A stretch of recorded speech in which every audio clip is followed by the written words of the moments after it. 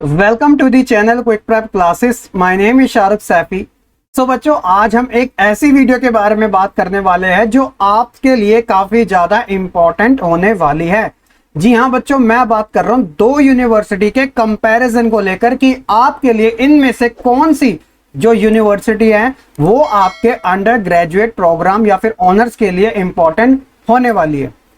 अगर मैं स्टार्टिंग में ही आपको बता दूं कि मेरी नजर में ये दोनों यूनिवर्सिटी कैसी है, तो दोनों ही बेस्ट है, लेकिन मैं इनका कंपैरिजन बताऊंगा और रिजल्ट जो होगा वो आप अपने आप खुद ही निकाल लोगे। यानी कि आप अपनी चॉइस के अकॉर्डिंग आपको पता चल जाएगा कि मेरे लिए ये बेस्ट है। लेकिन लास्ट में वीडियो के मैंने अपना पर्सनल ओपिनियन भी शेयर किया है, पसंद आए तो जरूर कमेंट सेक्शन में बता देना।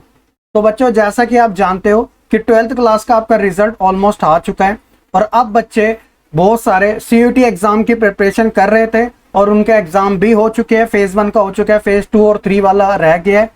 सो ये तो रेगुलर वाले बच्चे, लेकिन उन बच्चों का क्या जो कि रेगुलर करना ही नहीं चाहते, कोई भी रीजन हो सकता है XYZ, लेकिन वो ओपन से अपनी ग्रेजुएशन करना चाहते हैं।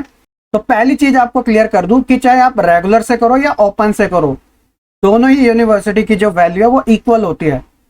जो डिफरेंट हमें देखने को मिलता है वो सिर्फ परसेंटेज में देखने को मिलता है और कुछ नहीं। अगर किसी बच्चों को ऐसा मिथ है माइंड में कि इसकी वैल्यू है उसकी वैल्यू नहीं है, तो वो बेचारा गलत सोच रहा है।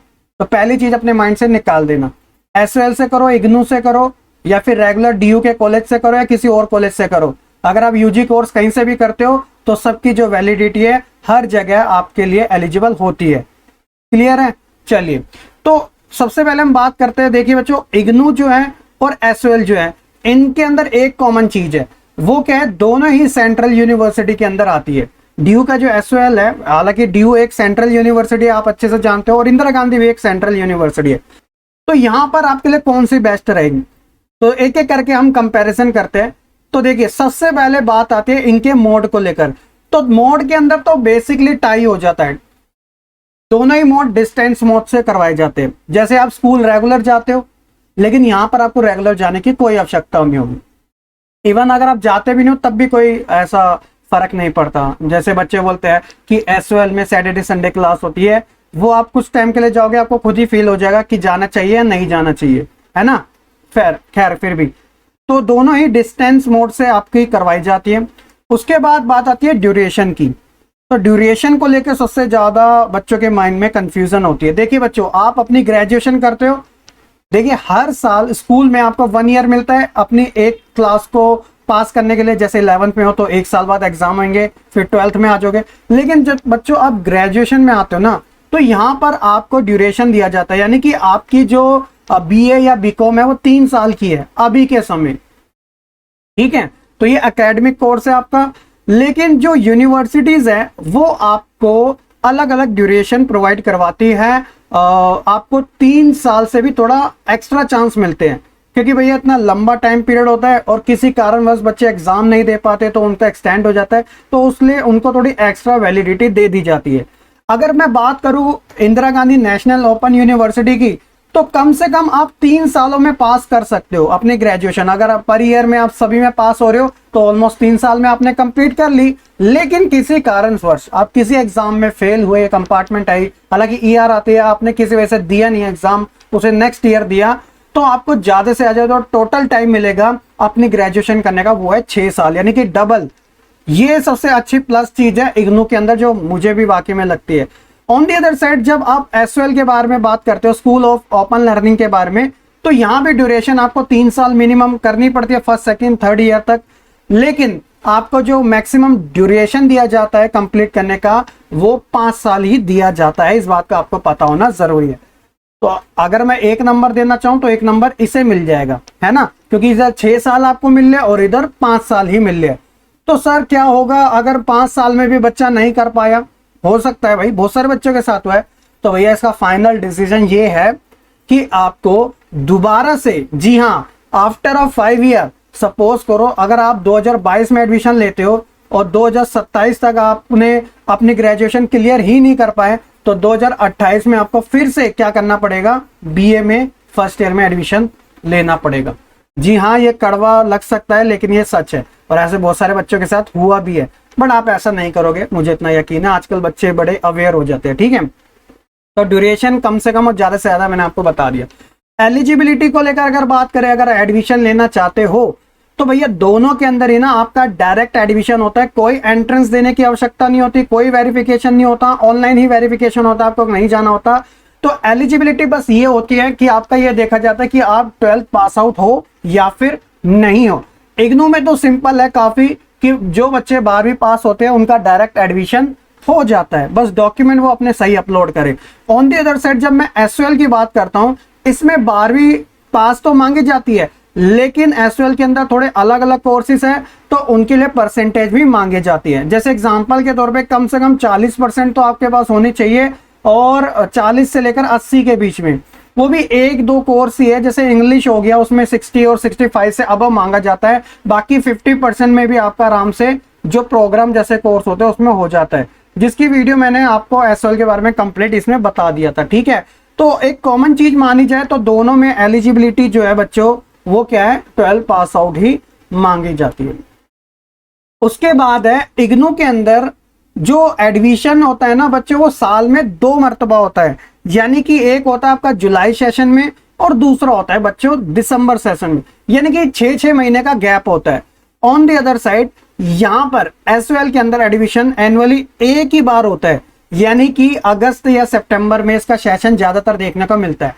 तो अगर मैं थोड़ा बहुत डिस्क्राइब करना चाहूं इग्नू को लेकर, तो जैसे सपोज कीजिएगा अभी जुलाई, ये अभी एडमिशन ऑलमोस्ट चल रहे हैं, तो जुलाई के एडमिशन चल रहे हैं 2022 में। अब इसी के बाद जब जुलाई के एडमिशन होंगे बंद, तो उसके बाद दिसंबर 2022 के एडमिशन हो जाएंगे स्टार्ट। अगर आपके पास एलिजिबिलिटी है, 12 पास आउट आप हो, तो आप जुलाई वाले सेशन में एडमिशन ले सकते हो। इनकेस अगर आप में एलिजिबिलिटी नहीं है और आपकी एलिजिबिलिटी होगी नवंबर के बाद, तब आप दिसंबर वाले सेशन में एडमिशन ले सकते हो। तो आपको 2 चांस मिलते हैं एक साल में, बस आपकी एलिजिबिलिटी होना जरूरी है। ऑन दी अदर साइड जब हम एसयूएल की बात करते हैं, वहां पे सिर्फ 1 टाइम ही एडमिशन आप ले सकते हो। उसमें ड्यूरेशन जो होता है वो 6 मंथ का नहीं होता, बल्कि एनुअली मोड का होता है, और इसके ज्यादातर एडमिशन अगस्त और सितंबर सेशन में स्टार्ट होते हैं। लास्ट ईयर जो है तो वो सितंबर में स्टार्ट हुए थे, और कोविड की वजह से थोड़ा डिले हो गया था। वैसे अगर आप देखोगे तो अगस्त में इसके स्टार्ट हो जाते हैं। अगर अभी की बात करें तो अभी कुछ टाइम बाद इसके एडमिशन स्टार्ट हो जाएंगे, जबकि इग्नू के एडमिशन जुलाई के अभी तक चल रहे हैं। टाइम बहुत ज्यादा मिल जाता है इग्नू में, ये चीज क्लियर है। तो एक प्लस पॉइंट यहाँ पर भी आ जाता है कि इसमें साल में 2 बार आप एडमिशन ले सकते हो, जबकि यहाँ पर एक ही बार चांस के लिए बस। उसके बाद है कोर्स कौन से ऑफर किए जाते हैं इग्नू में और एसयूएल में। भैया आप में से ऐसे बहुत बच्चे हैं जो कि बीए प्रोग्राम करना चाहते हैं, लेकिन वो बच्चे भी तो हैं कि जो कि सब्जेक्ट स्पेशलिस्ट बनना चाहते हैं, चाहे वो बीए ऑनर्स इंग्लिश करे, बीए ऑनर्स पॉलिटिकल साइंस करे, हिस्ट्री करे, सोशियोलॉजी करे, साइकोलॉजी करे, व्हाटएवर जो भी इनका मन है वो करे, तो उसका भी इंटरेस्ट तो होता है ना। तो इग्नू जो है बच्चों, वैसे तो वो 200 से ज्यादा कोर्सेज प्रोवाइड कराता है, यूजी लेवल के और पीजी लेवल के, यानी कि अंडर ग्रेजुएट और पोस्ट ग्रेजुएट। लेकिन यहाँ पर मैं आपके लिए अंडर ग्रेजुएट लेवल की बात कर रहा हूँ, तो मुख्यतः तौर पे यहाँ पे 30 से ज्यादा प्रोग्राम और ऑनर्स आपको देखने को मिलेंगे इग्नू में, और 20 से ज्यादा आपको डिप्लोमा के कोर्सेज, और 66 जो है 66 आपको सर्टिफिकेट के कोर्सेज इग्नू यूजी लेवल पे आपको ऑलमोस्ट प्रोवाइड करवा रहा है। ऑन द अदर साइड एसयूएल की जब बात करोगे, तो यहां पर बच्चों मात्र 5 ही जो कोर्स है वो आपको प्रोवाइड करवाए जाते हैं। जी हाँ बच्चों, एसयूएल जो है वो काफी लिमिटेड है कंपैरिजन में इग्नू के। तो एसयूएल में अगर वो कोर्सेज की बात करें, तो जैसे बीए प्रोग्राम 1 हो गया, बीकॉम दूसरा हो गया, बीए ऑनर्स पॉलिटिकल साइंस तीसरा हो गया, बीए ऑनर्स इंग्लिश चौथा हो गया, बीकॉम ऑनर्स 5वां हो गया। हालांकि इस सेशन में 2 और नए सब्जेक्ट जुड़ने की संभावना है, जिसके अंदर एक इकोनॉमिक्स भी है, लेकिन अभी तक जो आप देखते आओगे तो ये मात्र 5 ही कोर्सेज इग्नू में प्रोवाइड कराए जाते हैं। 2 प्रोग्राम के हो गए, कॉमर्स और आर्ट्स के, और 3 आपके ऑनर्स के हो गए, जिसमें से आर्ट्स वाला बच्चा बीकॉम ऑनर्स कर नहीं सकता और बीकॉम भी नहीं कर सकता, तो उसके लिए 3 ही चॉइस है, या तो बीए प्रोग्राम करेगा, बी ऑनर्स पॉलिटिकल साइंस करेगा, या फिर बी ऑनर्स इंग्लिश करेगा। On the other side BCom वाला बच्चा 2 और इंग्लिश कर सकता है।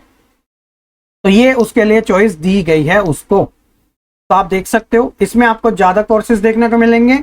जैसे कोई बच्चा हिस्ट्री ऑनर्स करना चाहता है तो वो यहाँ से नहीं, लेकिन यहाँ से जरूर कर सकता है। अगर उसे करना है तो फिर वो बीए प्रोग्राम में ही एडमिशन लेगा, जिसमें सब्जेक्ट कॉम्बिनेशन होता है। ठीक है, चलिए, तो ये चीजें समझ आ गई। उसके बाद अगली हम बात करते हैं फीस के स्ट्रक्चर को लेकर। सबसे ज्यादा इंपॉर्टेंट होता है भैया ग्रेजुएशन की फीस कितनी है, बच्चों के माइंड में रहता ही है। तो अगर मैं इग्नू की बात करूं बच्चों, इग्नू की जो फीस है अभी के समय वो है 3800 पर ईयर।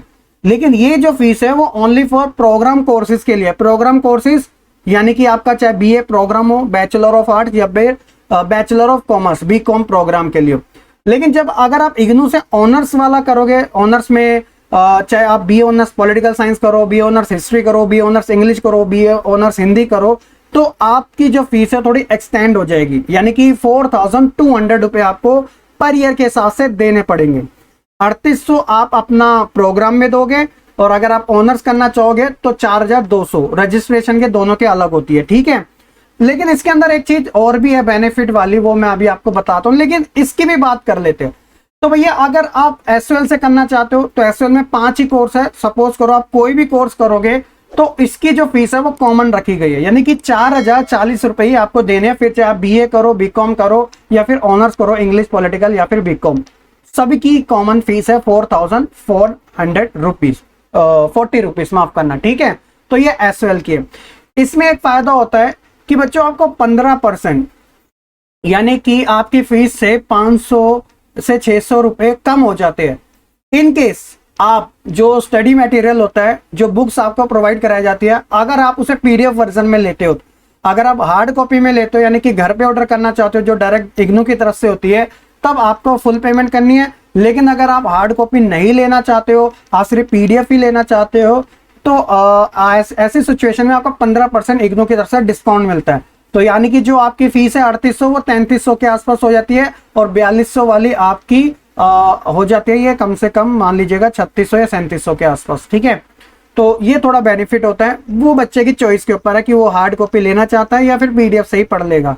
हालांकि इग्नू की बुक है थोड़ी टिपिकल टाइप की बहुत ज्यादा होती है, तो अगर मैं सजेस्ट करूं, मैं तो अपनी साइड से मैं उसे पीडीएफ फॉर्मेट में ही सही मानता हूँ, क्योंकि उसकी बाहर वाली पब्लिशर की बुक ज्यादा अच्छी होती है। ठीक है, खैर बच्चों की अपनी अपनी चॉइस है, तो मैंने आपको दोनों के बारे में बता दिया। यहां तक क्लियर है। इसके बाद बात करते हैं बच्चों असाइनमेंट को लेकर। असाइनमेंट आपने स्कूल टाइम में आपके 20 मार्क्स होते हैं, इंटरनल वाइवा हो गया, बाहर से टीचर आते हैं, प्रोजेक्ट असाइनमेंट, बहुत सारी चीजें होता है, ओरल टेस्ट भी इसके अंदर, पीरियोडिकल टेस्ट भी। लेकिन जब आप इग्नू एसओएल से ग्रेजुएशन करते हो तो उसमें असाइनमेंट भी आपको बनाने पड़ते हैं।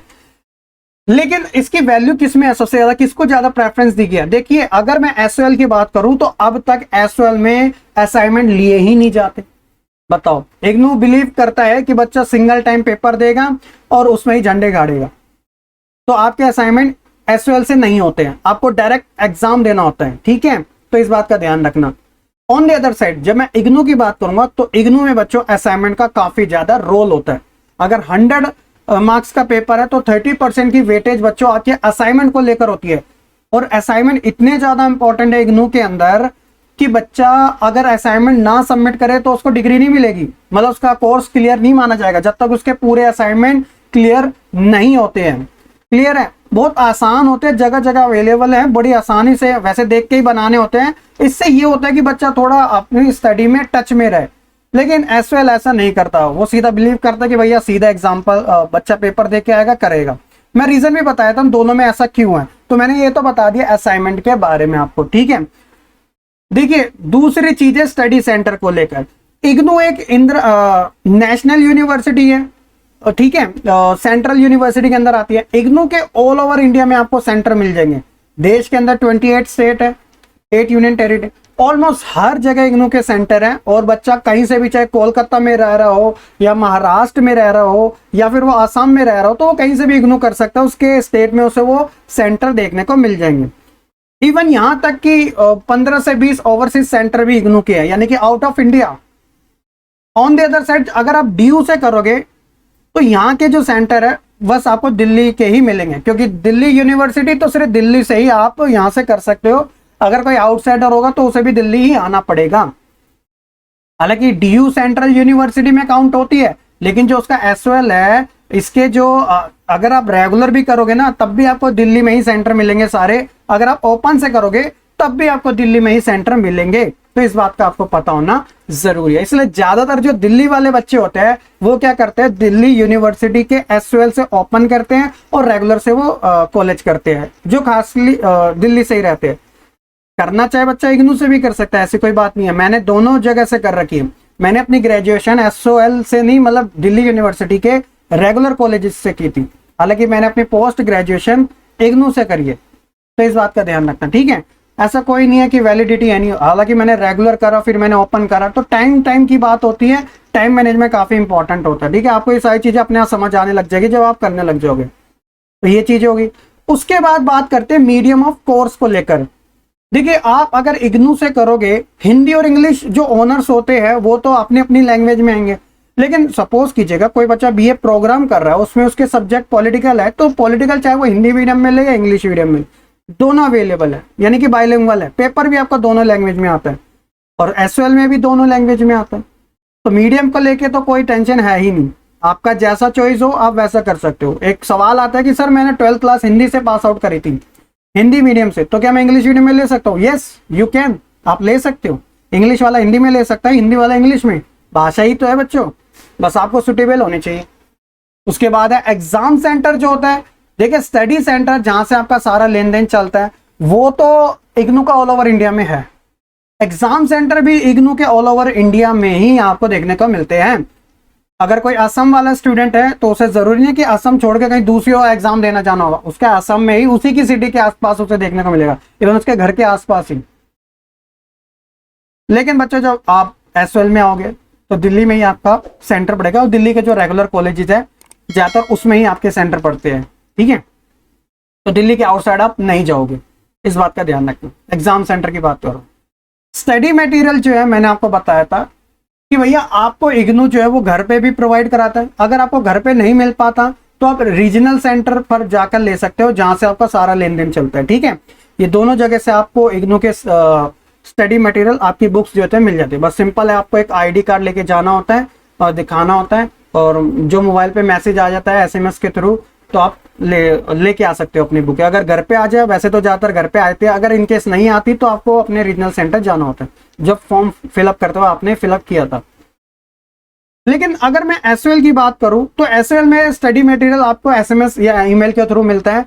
आपको डेट दी जाती है, टाइमिंग बताया जाता है, स्लॉट दिया जाता है, उसी के अकॉर्डिंग आप अपनी बुक्स लेने जाते हो। ज्यादातर बच्चे आर्ट्स फैकल्टी जाते हैं, जीटीबी नगर जो है, ठीक है, जहां पर नॉर्थ कैंपस में, ठीक है, तो ज्यादातर बच्चे वहीं से ही लेके आते हैं। तो इस बात का ध्यान रखना। उसके बाद बात करते हैं कि जब आप अपना एडमिशन इग्नू से करते हैं या फिर एसओएल से करते हैं, डॉक्यूमेंट्स की क्या क्या नीड्स होती है।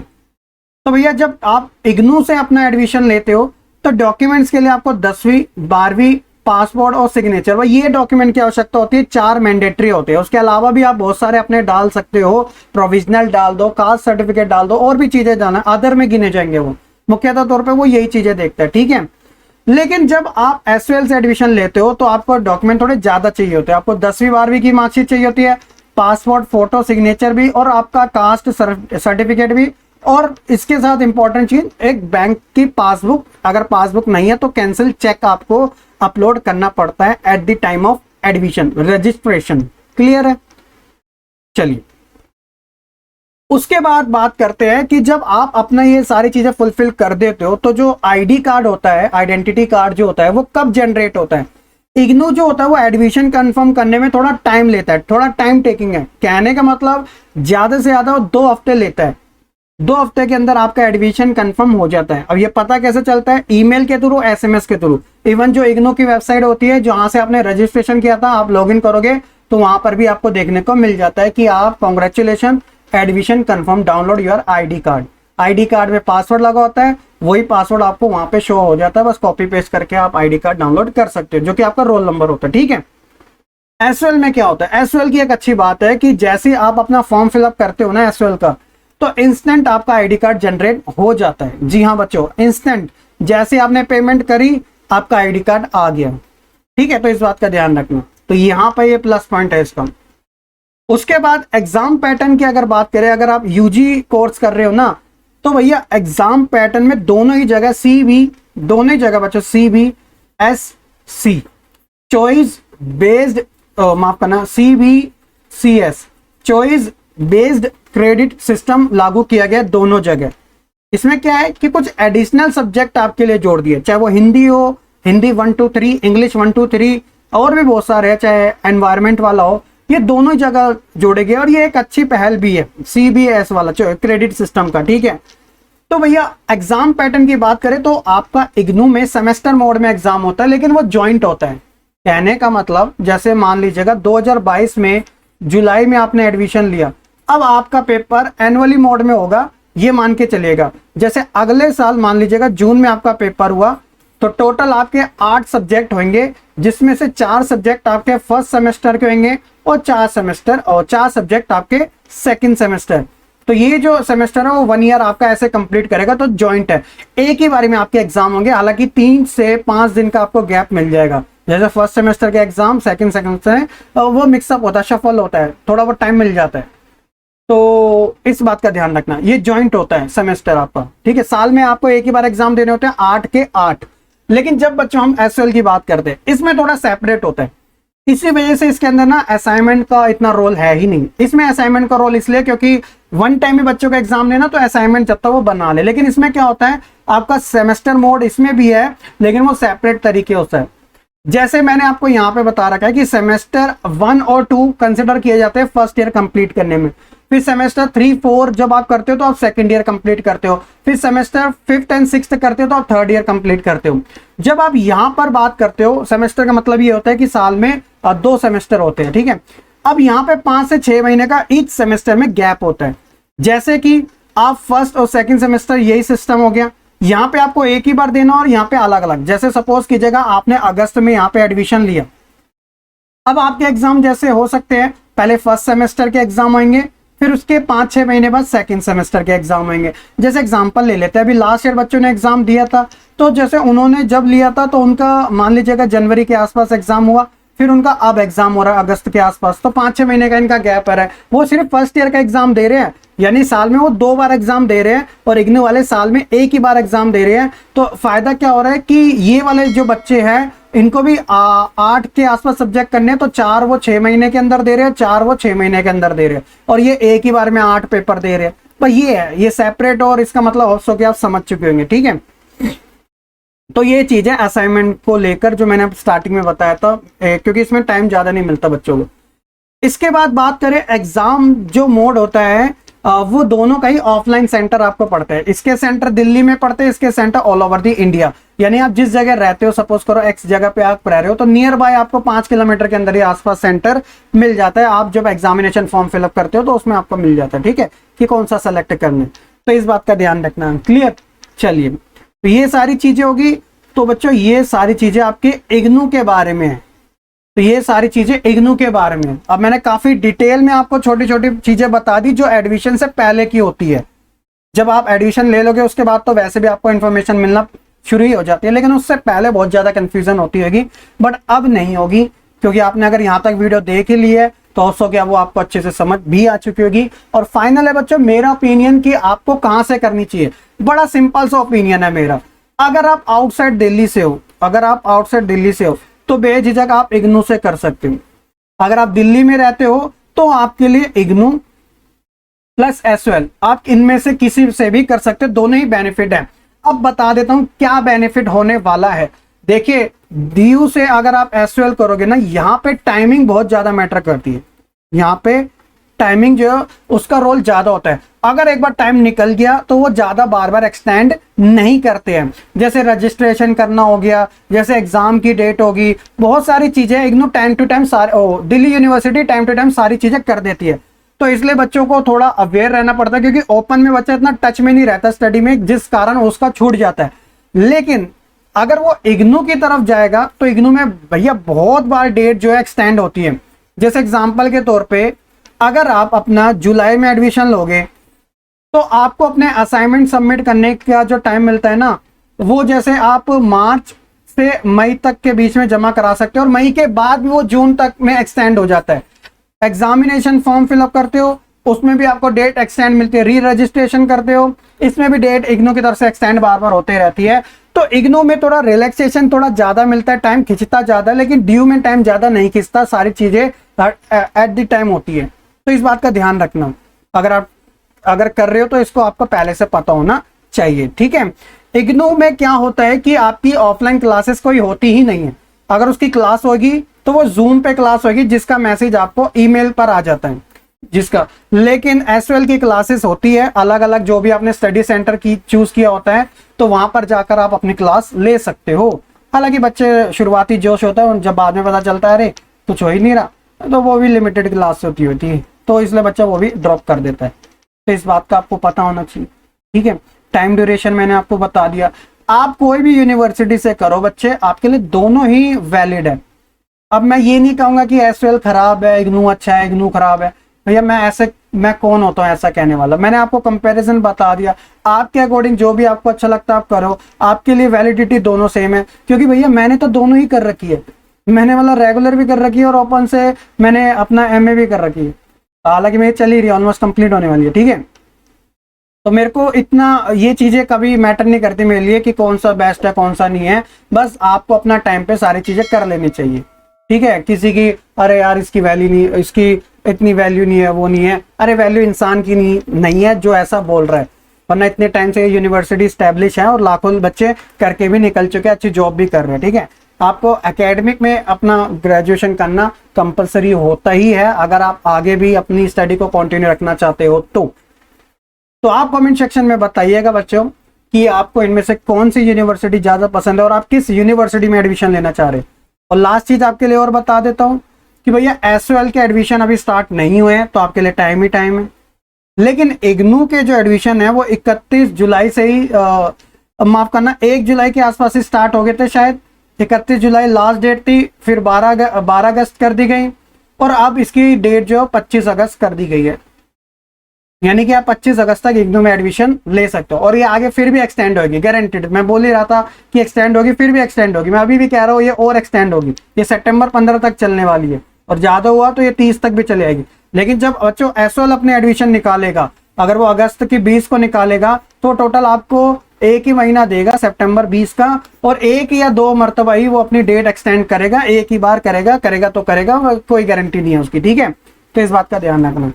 तो ये था बच्चों आज की इस वीडियो में डिटेल एनालाइज करना इन चीज़ों के बारे में। होप्स हो कि आपको अच्छे से समझ आ चुका होगा। वीडियो कुछ ज़्यादा लंबी बन चुकी है, खैर अगर आपने यहाँ तक देख लिया होगा तो होप्स हो कि आपका सारा डाउट क्लियर हो चुका होगा। इसी बात पे बच्चों वीडियो को लाइक कमेंट शेयर करना और चैनल को सब्सक्राइब करना बिल्कुल ना भूलेगा। ये सोशल मीडिया की हैंडल है, कोई डाउट है तो कमेंट सेक्शन में बता देना। सो मिलेंगे हम अपनी नेक्स्ट वीडियो में, जिसका मैं टॉपिक लेके आने वाला हूँ ओनली फॉर गर्ल्स के लिए, कि अगर बच्चा ड्यू से करना चाहता है तो ड्यू से लड़की के बारे में बात कर रहा हूँ, एसएल उसके लिए बच्चे के लिए बेस्ट रहेगा या फिर एनसी वेब, क्योंकि एनसी वेब की भी डेट जो है वो 25 अगस्त तक कर दी गई है, ठीक है। तो उसके लिए भी टाइम है, तो वो एसएल से करना चाहे एसएल से कर ले, एनसी वेब से करना चाहे एनसी वेब से कर सकते हैं। इसके बारे में भी मैं आपको एनालाइज करने वाला हूँ, लड़कियों ध्यान रखना, ठीक है। चलिए तो गुड बाय, टेक केयर।